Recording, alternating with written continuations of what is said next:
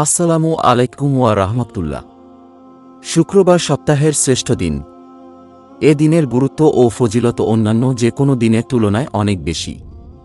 এ দিনের সওয়াব মর্যাদা ঈদুল ফিতর ও আজহার মতো। মুসলমানদের কাছে এ দিন অপরিসীম ফজিলতের।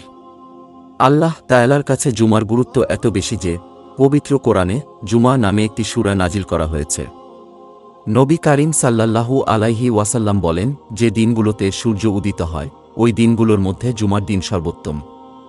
ওই দিন আদম আলাইহিস ওয়াসাল্লামকে সৃষ্টি করা হয়েছে। ওই দিন তাকে জান্নাতে প্রবেশ করানো হয় এবং ওই দিনই তাকে জান্নাত থেকে বের করে দেওয়া হয়। আর ওই দিনেই কিয়ামত অনুষ্ঠিত হবে। মুসলিম শরীফ হাদিস ৮৫৪। এ দিনগুলোতে বিশেষ তিনটি আমলে গুরুত্ব দিতে পারেন একজন মুসলমান। আমলগুলো হল: ১. সূরা কাহাফ তিলাওয়াত। জুমার দিন সূরা কাহাফ তিলাওয়াতের অনেক গুরুত্ব ও ফজিলত রয়েছে। হাদিসে আছে, যে ব্যক্তি জুমার দিন সূরা কাহাফ তিলাওয়াত করবে তার ঈমানের নূর এ জুমা হতে আগামী জুমা পর্যন্ত চমকাতে থাকবে। মিশকাত ২১৭৫।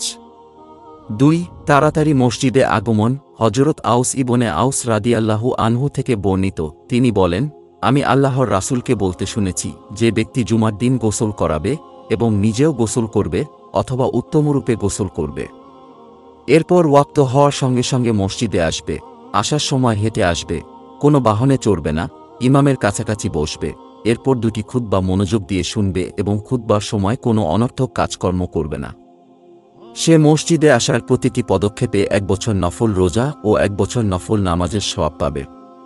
আবু দাউদ হাদিস ৩৪৫। ৩. দোয়া করা। জুমার দিনে আল্লাহ তাআলার কাছে দোয়া করা জরুরি। এ দিনের দোয়া আল্লাহ তাআলা কবুল করেন।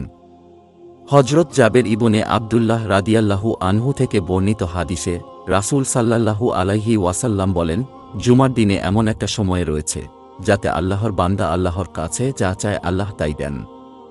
অতএব তোমরা আছরের শেষ সময়ে তা তালাশ করো। আবু দাউদ হাদিস ১০৪৮। মহান আল্লাহ তাআলা আমাদের সবাইকে শুক্রবারের বিশেষ দিন আমল করার তৌফিক দান করুক। আমিন।